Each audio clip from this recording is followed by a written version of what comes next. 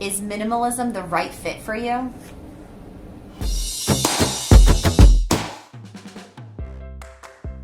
So the really hard part for us, or for me specifically, is that I feel like my husband's like totally on board. If I mention like, oh, we're gonna go minimalist, then he's like, oh good, like you should have done this before. Because my husband's already a minimalist. So what's hard is we do foster care. And so to get rid of clothes and then to know I'm gonna need them later is a big struggle. So for example, we have 2-year-old twins who are actually leaving in like 2 weeks, and we can't like send them with nothing. We need to send them with clothes and like hats and gloves and all the stuff they're gonna need. And so like once we empty out that stash, then when the next 2-year-old comes in, which we're hoping to take in a few months, then we have to sort of like rebuy things. Unless we have like a large stash to begin with, then we just give half and we save more for the next kids. And we anticipate doing foster care for a very long time. So for us, like, what does minimalism look like as a foster parent?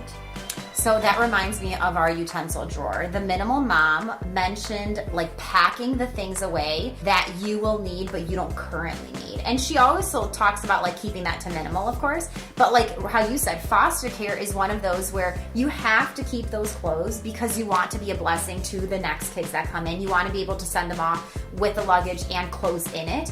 And so I feel like that could be the area that you are not a minimalist in because you foster care. That doesn't mean you need to have like 20 bins in the kids' room right now exploding in the drawers. It can mean each kid still has 7 to 10 outfits, but now you have an abundance of extra clothes downstairs that your kids don't use because it's purposely kept for the kids that you will be fostering. So again, that area doesn't have to be minimalized. I feel like sometimes we listen to people talk about minimalism and they tell you like you have to do 1 through 10.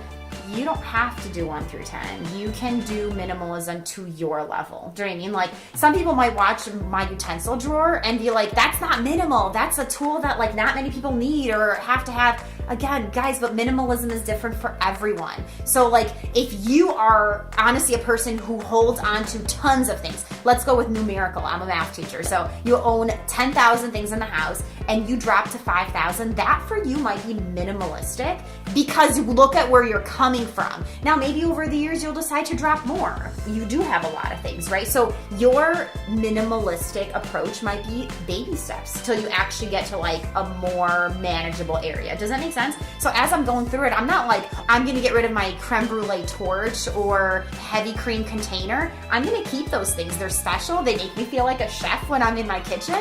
Those bring me so much joy, and I absolutely love that like one of them was a gift and it was super thoughtful. So other people might not have that. Companies are coming out with a lot of tools and gadgets. It's all about convenience. And so like an avocado slicer, you don't really need, you can use a knife. For sure, I got rid of mine, but if you use it every single day, you don't need to get rid of it. So I think we have this impression that like you can't own a bread maker if you're a minimalist. You can't own a pressure cooker. You can't own a slow cooker in addition to that. That's way too many. No. I own an ice cream machine, y'all, but I use it. I love it. I love having it. I love making the ice cream in it. So that totally can be fine. Keep the bins, down in the basement. And just like I took my utensils, took the second set and tucked them away, I don't use them. I only pull them out if I need it and we have guests. I was gonna say really quick side note. I came over tonight, and you can't tell, but it's like midnight right now, and we're filming. So I got hungry. So I went into her kitchen, and she still had soup on the stove from dinner, and it was delicious. She didn't have any spoons for me. She literally had to go into the pantry because they're minimalist on spoons and everything now, and so they had run out of spoons for the day, and she couldn't find her backup spoons, and so I had to eat with my face. No, I'm just kidding. She found some plastic spoons and I was able to eat with that. But that's what I'm scared of becoming a minimalist, is like right now, like I'm an over preparer, and so I'm like, oh, what if I get rid of something and I need it, or we end up needing it and I have to rebuy it and we already spent the money on it and then we got rid of it and we're re-spending it. So I feel like that's like also one of my biggest fears. So 2 things. Yeah. I have not had to pull them out since I put them away weeks ago, like early mid-January I put them away, so it's been 6-7 weeks and I have not used them at all. So it's funny that she came over and boom, I ran out of spoons. They're all in the dishwasher ready to be turned on for the night. And then secondly, in terms of like being concerned on what if I give it away and then I need it? Okay, this is what my husband said, and I was like, yes, I needed to hear that. Every single time I have that concern, and I have it every single time I go through a different area of the house, he said, okay, so think about it like this, babe. If you have, let's say, thousands of items and you get rid of the 21 items that I want to get rid of for the year, if you need to rebuy, let's say 10 of them, like how much can they possibly cost? You have completely like gained your sanity.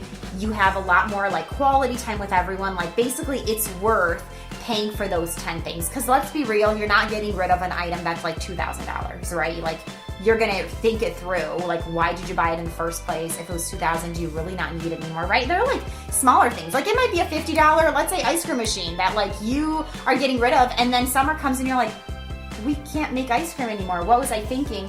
Okay, $50 is definitely not like, chump change, but you've gotten rid of so many more items that like, if it costs $200 to like rebuy the handful of things, that is totally worth it for your sanity. If you go into it, of course, and you're like, all right, get rid of, and not thinking through, then yeah, you might get rid of everything in your house and then have to buy everything back. Here's a great example of something that I didn't even think of. I was holding on to the 3 knives for our kindergartner. 3 like beginner knives. Okay, first of all, she's already moved on to a regular knife, so she uses that more just like for fun. Will she be using 3 of them at the same time?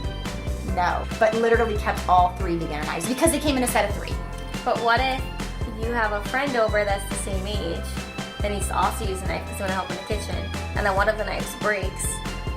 Then you use the third one. This is how my brain works. Totally understand. And that's why I feel like, again, she's moving up. So if she wasn't moving out of it yet, I would say, okay, then I would keep 2 of them, right? She's in that chapter. If a friend comes over, it reminds me of dolls. I kept $1 per child, and then they got to keep 2 more for when their friends come over. So you could always think like, well, I need, 1 or 2 more for when the friends come over. But when you're saying, hey, I have 18 dolls for my daughter, and I'm not sure what to condense to, literally condensing to anything less than that would be great. So I think take it as like, where is that clutter? Where do you have tons of the same thing? For me, I know the kitchen was a big one. I had a lot of appliances. Did I get rid of a lot of appliances? No, but I got rid of a lot of like knickknacks that I wasn't really using, or that I had the same thing of like the cutters for like sandwiches. I think I had like 5 or 6 of them, and I think I condensed to 1 or 2. That's better. Will I condense to even lower than that? Maybe I'll drop to 1 from the 2 when I realize like, oh, I can live with 1. So don't take it as a set number. Any dent you make, keep it at that level, and anything that comes in, you could do 1 in, 2 out, or 1 in, 1 out. And then again, slowly, you'll see, am I comfortable where I am? Do I need to go further? Do I want to live with even less? Last question. You're happy you did it? 100%. You don't regret anything you've gotten rid of so far? Not at all. And I do want to mention though, I have the pile obviously in the house currently. I've done 1 run to the donation center, and I've given things to different families. But from the things that I have in the house, there is 1 thing that I saved from the pile. I call it a save me pile. I told the kids what it is. But once I put it in there, we are allowed to save the item. If I still want it back, I can take it back. There's only 1 thing, which is we were cooking and we needed like a basting brush, and I had 1 and my daughter was helping me and I needed a second one. And so I literally just said, you know what? I have 2 of them in the donation pile. Why don't you go grab 1 and we will keep 2 of them? Because I, for some reason, thought like we're good on 1. Apparently we need 2 of them. And in reality, I could have just stepped out and said, hey, use this. But whatever we were doing, I don't know if she had like her own tray and I had mine, something like that, but we basically used both.